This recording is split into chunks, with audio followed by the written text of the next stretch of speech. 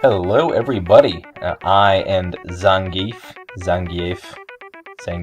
however you say that, welcomes you to El Infierno. This is the one part of Guacamelee which was not shown off in any previous pro run or tag team videos. And the reason is, it is a special challenge portion of the end.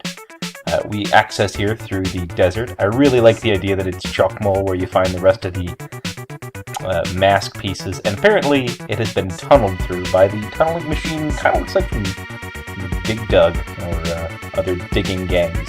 Yes, this is how Kalaka affected his escape from hell, and presumably also explains why he has one of the pieces of the mask at the end. It's fun little tie-ins like that I really enjoy in the game. Anyway, as I say, it is essentially a series of challenge maps. I'm doing this in normal mode, however there is no real difference except that some of the enemies are a little harder to fight in hard mode.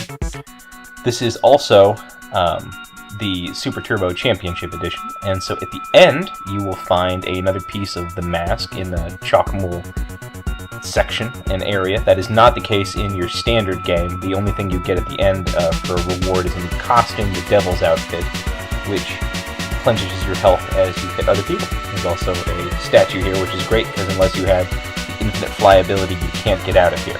So Kalaka had sort of a guerrilla uprising campaign. You can see his posters and whatnot everywhere. DA, Devil's Advocates, is supposedly a play on EA, Electronic Arts, which I think is pretty funny. Yeah, so the deal is, it's just a big series of floors that are all interconnected. These have blocks in them, so you can only access the floors one at a time, more or less. And every stage has some kind of challenge. Now, I'm taking this on at the end of the game, and frankly, I would recommend that most of you do the same. And the reason is so that I have access to this infinite flight. Now, this is just as easily accomplished by running up those stairs. It's just a little bit less delicate with the infinite flight there. This is a speed, a little race thing. It's one of the only races, and it's easy enough if you remember to never run but always goat fly. Now, this is one of the more annoying sections. This is a series where you have to get the highest possible combo by just punching enemies, and if you're playing this yourself, I choose to play everything in the Zangief costume. However, if you're playing yourself, I would recommend for all of the get the highest combo ones that you go with El Portero, the goalkeeper, and that's because their base attacks do less damage, which means they can get more punches out of a single combo. And whenever possible in these, you want to do just the regular attack, no throws, certainly no super moves if you can avoid anything like that. I did a throw there because you just needed to avoid the thrown bone. So there's a couple real challenges with these combo ones. The first is, the first time you take any damage at all, it breaks your combo. And because the combos needed for gold are so high, say there I've hit 200, and so it doesn't matter what happens from here on out, which is sort of liberating. Because the combo requirements are so high, if you get hit midway through, like if you take a point of damage when you're at like 150 combos, then you basically have to restart. The second is, I would also be Portero for this one, incidentally. The second problem is due to the way the combos work, if you leave them for too long, if you leave enemies be for too long, and you don't land a punch in a certain amount of time, then it will also break your combo thing. So this is a kind of a fun one. You have to hit the lever over there, which opens up the spike trap on the right-hand side, and just throw everybody into it. They're all invincible. I guess that's what this dark coloring means. It doesn't really show up elsewhere in the game. I think they actually do it for super strong enemies later, but it's a fun little challenge. As I said again, this would be a bit easier as El Portero because your throws are more powerful, and so you'll throw them farther, and it's easy to not have them arc out of the way.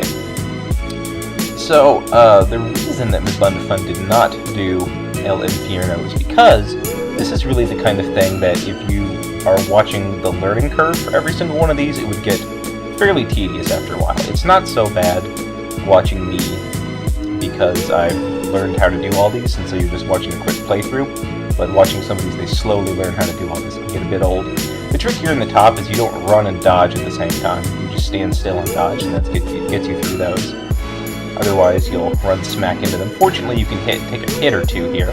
This is all about timing your dodging. The second part is much harder because you need to run and jump at pretty much the exact right time, and you don't have a whole lot of time to spare for that gold medal. The way it is usually just completing a level gets you a bronze medal.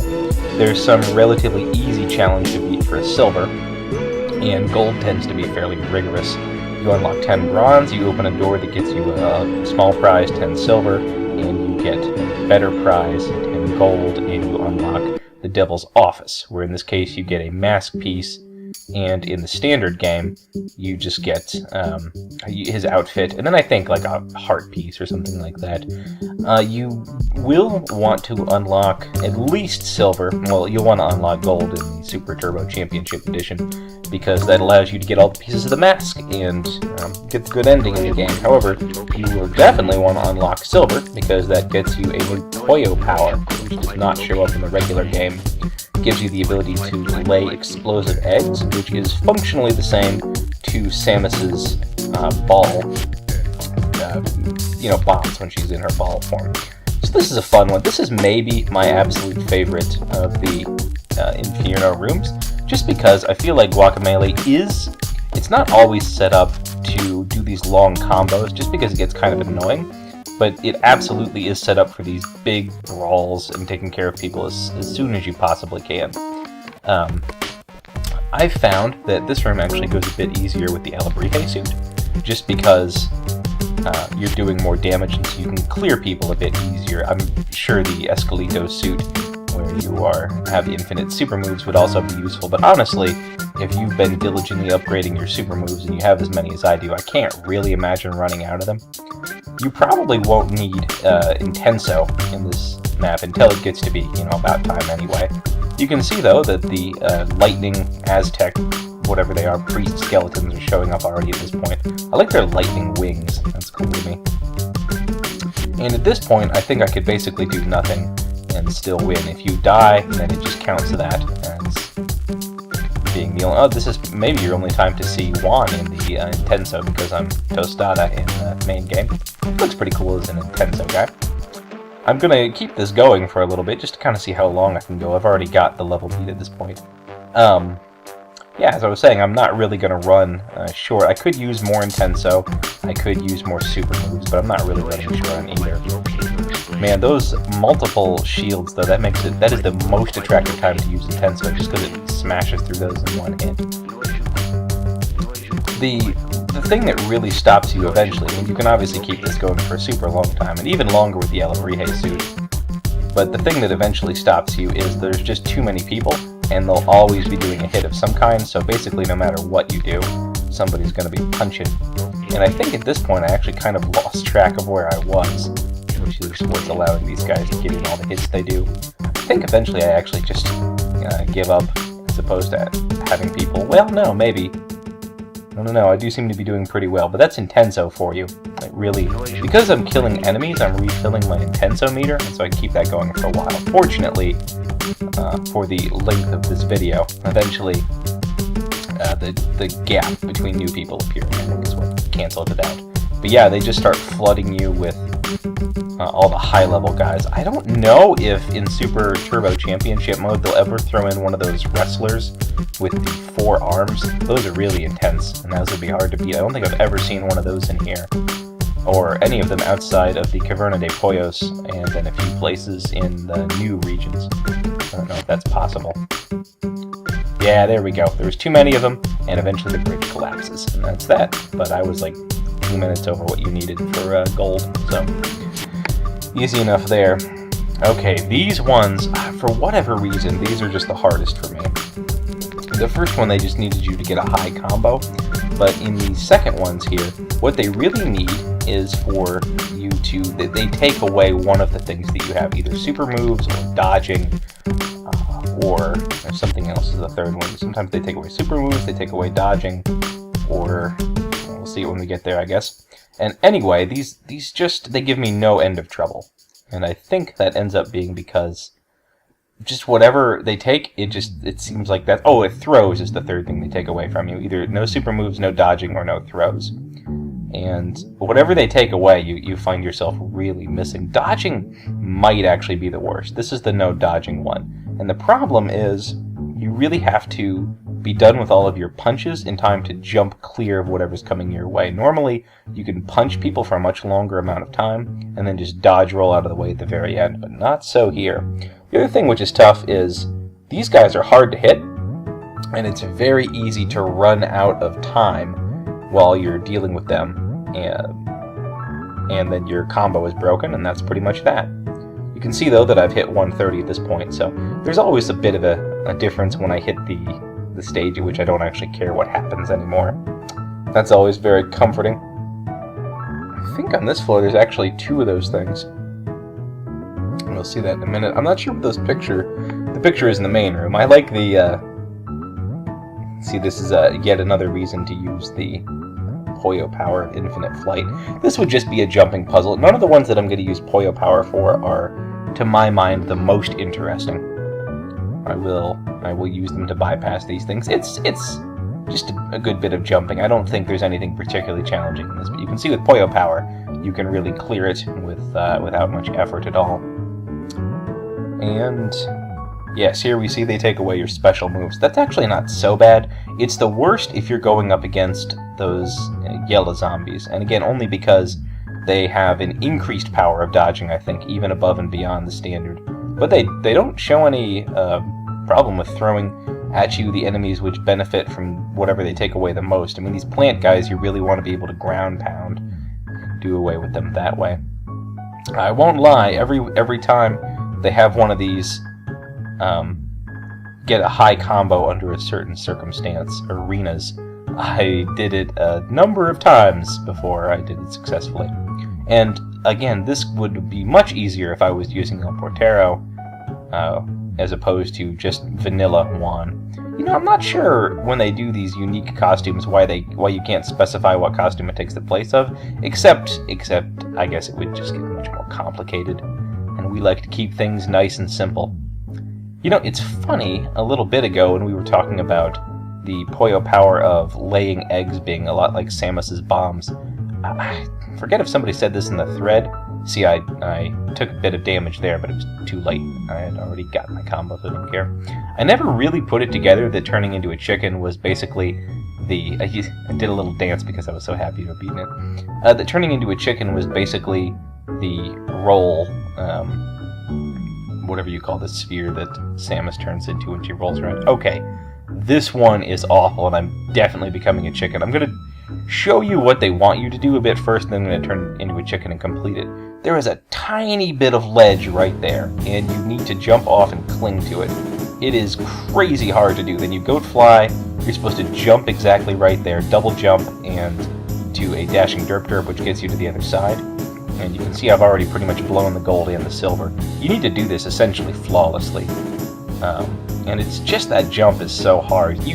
If you practice this a whole bunch of times in a row, and the muscle memory is so specific, you can really start to get it. But if you see, that's more like what it is, but I don't think I jumped exactly correctly. That was the deal there. I needed to double jump a little bit later. So it's pretty hard to do because there's almost no room for you to cling to. And I had a lot of trouble with this room when I first found it, and I was gratified. I looked on Steam community and Google for help, and I saw that this was one of the most asked questions, was how to beat this room. It just isn't a whole lot like anything else they really expect you to do in the game, and they don't give you a whole lot of clues. I'm kind of hamming it up, I think, at this point. They don't give you a whole lot of clues as to how to actually accomplish the thing. See, almost got it there.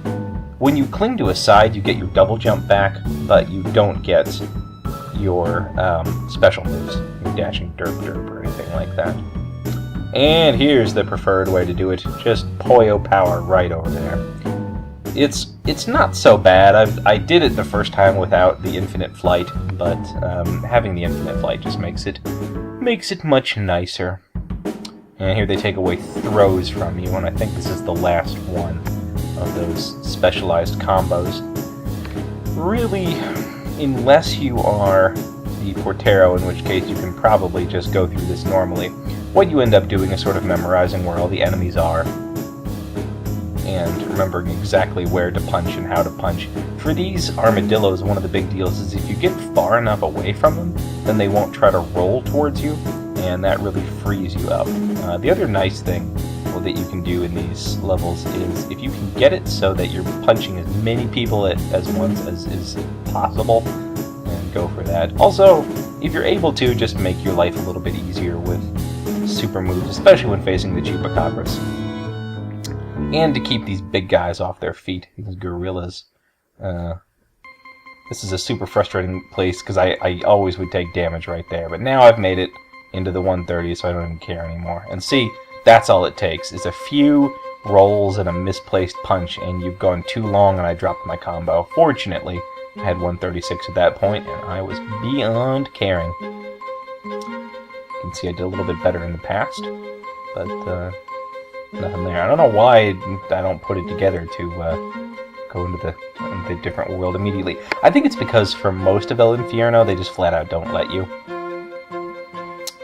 So, you know, that's not a common thing. Now, when they tell you it's gold to even finish, what that typically means is this is going to be pretty hard. So this is an exact kind of thing. The placement is very tricky. I had to do a, see that? You had to do a rising punch to get through there, and then a dodge roll to get through the red vines, immediately turn into a chicken. It's the kind of thing that looks very easy when it's done correctly, but you will be a good number of times doing that yourself.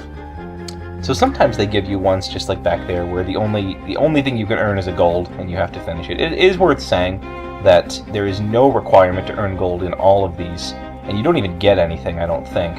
There might be an achievement or something like that for getting gold and everything. But all you need is 10 gold, which I think we've probably already got at this point. You can see just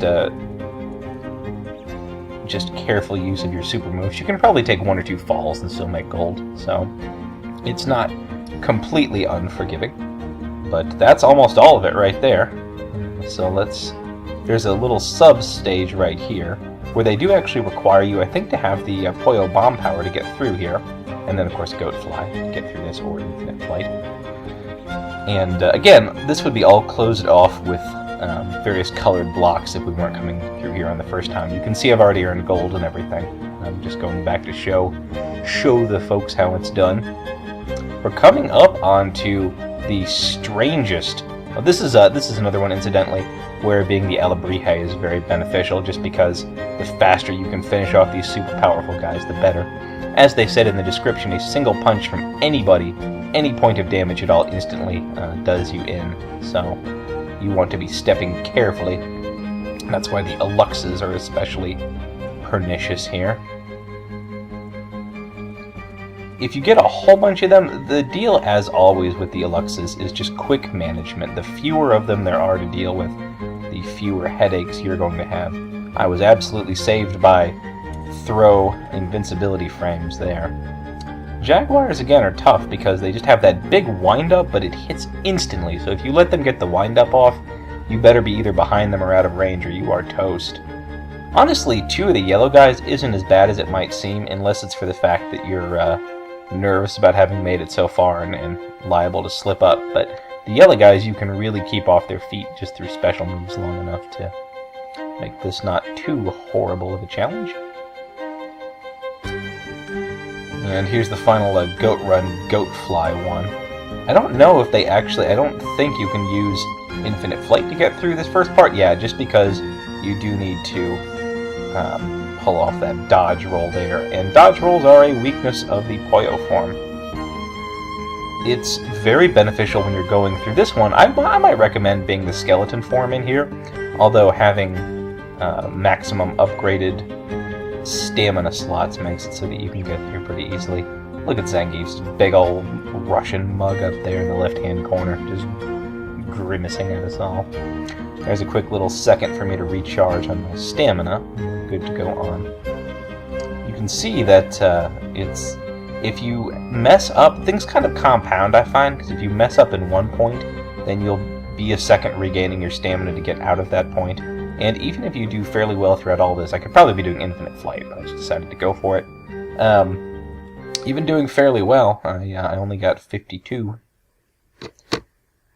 This is the strangest one, and it can be super frustrating. I actually did fairly well here, so I'm not complaining. But basically, you just hug the chicken around, and anytime you swap dimensions, then it becomes insubstantial. Excuse me, and can't move. And the real saving grace of this is a few things. First off, that you can... I wasted too much time on that one. I think the second time through, I get it. The real saving grace, as I say, is if you jump into where its path is going to be and grip it, then you'll stop in midair. And I'm also not doing too well on this intro part. It goes a bit much better. This is another area where being the Portero is beneficial, just because your throws will be very powerful. You can huck it around. It certainly is an interesting challenge. It's the most different of any of them, I guess. Even the ones where you're doing things like fighting super powerful skeletons that just send a basic takeoff on regular gameplay. But in no other section of the game are you compelled or required to huck a chicken around quite like this. And for some reason, chicken hucking seems very within the purview of this game. And anytime you get hit by the spikes, of course, if you are in the world where the chicken is real, it instantly transports you to the other world, which I think is a nice touch, because it keeps you from losing the chicken as you're teleported back to an earlier phase. However, time is definitely a consideration, and so you're going to want to hit the spikes as little as possible. It's kind of hair-raising towards the end. I think if you do things perfectly, it probably only takes about a minute to get through if everything goes well. But that little chicken, it can be hard to predict exactly how far it's going to fly and how fast. And so if you appear in the wrong place and start doing the grapple, it'll fly right past you. There's a little graphical glitch there, I apologize. I'm not really sure what causes that. But that was the same kind of stuff that actually corrupted a lot of the earlier video. It should be over in just a second. So just hang in there and we'll make it through this trick of the devil. Okay. And this is the last little bit in here, and I think you can still see, even through the graphical cutscene, that I am really running out of time, and if I wasn't right by the end, that would be it for me. I'd be toast. But I kicked it back, and that's all she wrote. I have no idea what causes that graphical stuff, so I can only apologize for it. Okay, this is the last regular one, and after this, it's just the final sort of challenge room. Up we go. This is another one where basically don't run if you can goat fly. If there's a bunch of spikes in your way, of course you're going to have to run.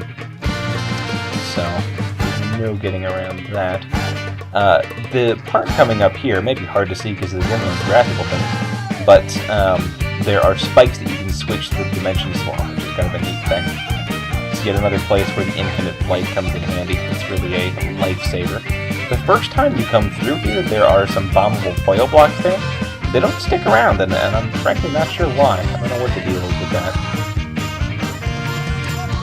Anyway, we're almost through. The spikes are still advancing at this point, so if you're low on time and you have any Intenso, this might be a good place to use it, as I did. Or also if you want to use the L3 hit point if you're in standard, then that's also a good place for it. It's also a good idea. So, there is one final challenge map. It's interesting because you would think of that as being sort of the ultimate challenge, but I frankly didn't find it to be as hard as some of the other ones. Certainly not as hard as the combo ones in your regular skin here. So, all you're supposed to do is navigate the maze. It can take a few times through to learn where to go, the path through the maze, but once you've got that down, there's really not too much more challenge to it. It does come down to sort of a masterclass in combat, I guess, just because it's a cumulative time, and so errors that you make early are really going to compound on you and that kind of thing. If you get behind, it can be really hard to get caught up, but it's not too bad. It really shouldn't take too long. I'm not sure how this is going to encode, but for me, I see the graphical glitches is gone, so that's welcome. Again, I'm not sure what caused it. I never got this with the standard mode, but I got it all the time with the Super Turbo Championship Edition, so who knows what's going on there. I like the little motivational sayings. I think it fits in really well with the idea of hell is bureaucracy that we saw a bit before. I just think that's It's pretty clever. I dig it. Sometimes, and this is just a little minor quibble, but if you don't go to the right place in the room, then the enemies don't spawn, so that's kind of a shame when you're on a time crunch like this. And again, being the Alebrije here is beneficial, as is using Intenso if you have any of that. Although I might keep Intenso stored up for in the end when you really need it and are going to want to use it. Yeah. This is it's strange. I think part of it might be just that when you've played through the Super Turbo Championship Edition, they included yet harder challenges in a lot of places. So seeing this be the final challenge of the big, expansive set of challenge rooms is just kind of interesting. I mean, this is a big guy and a couple little guys, and nothing really out of the wall. I think they kept kind of their. It got a little crazier in the Super Turbo Championship Edition, and I actually really appreciate that. The enemies that they brought out were very colorful, and the set pieces they brought out were fun. With Intenso, they can throw just a ton of enemies at you, and you just really mow through them. It really is. There, I bring out the Intenso, because I don't have a whole lot of time to work with. I didn't know you could reflect their beams back on them, and I think that's only possible through the Big Hurts Everything drop. Anyway, that's that. That is El Infierno, gold medals and everything. So that's what you ought to do if you want to get that. So this is really the last video I have for Guacamelee. I can only say thank you for following me through it. It was a blast, an absolute pleasure to do.